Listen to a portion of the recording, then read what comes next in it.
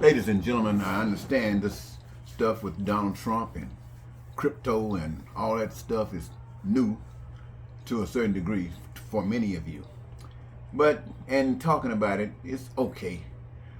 But that's not how you're going to deal with it. Maybe you can come up with some ideas, but usually history says that when you just talk like this, next thing you know is normalized. And all the pain and suffering that you were talking about in the beginning is just a normal thing.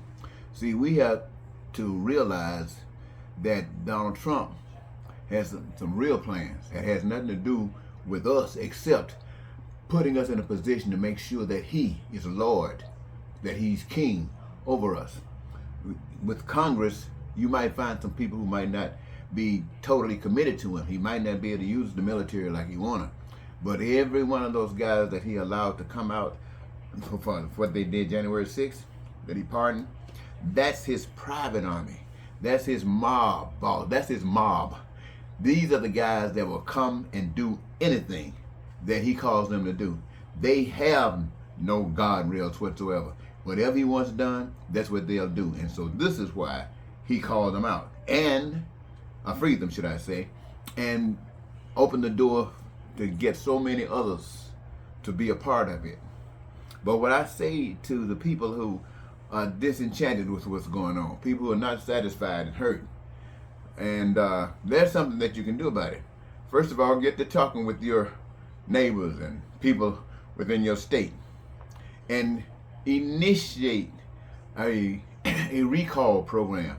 Your senators, your Congress representatives that are part of this game, are part of the screwing you, recall these jokers and have another election. Put somebody in there with some decency.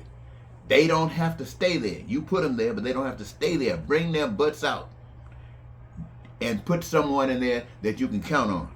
And at the same time, start doing the kind of action that will get Donald Trump out of there. I don't care if he's voted in there. Get his butt out of there. He's a lie to the American people. You, the American people, you know all the lies he told. And you're going to sit back. I mean, yes, there are those who love it. But just as many of you don't love it.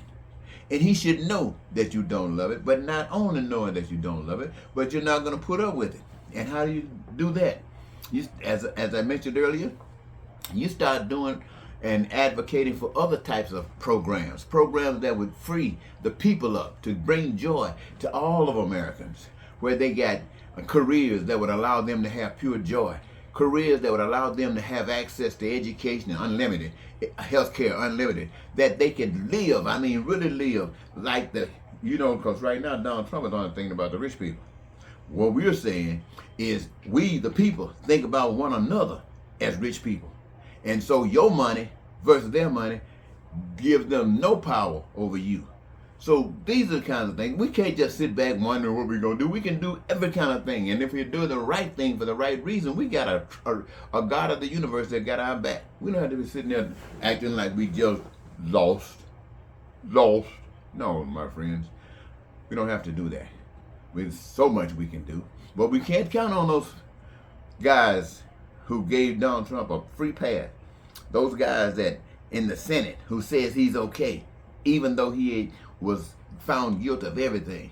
We can't count on the Supreme Court that says he has this kind of power. Now, my friends, look, what it seems like to me is that we've sat on our tails for so long, done so many corrupt things, until the devil just walked to America and says, well, you passed the test.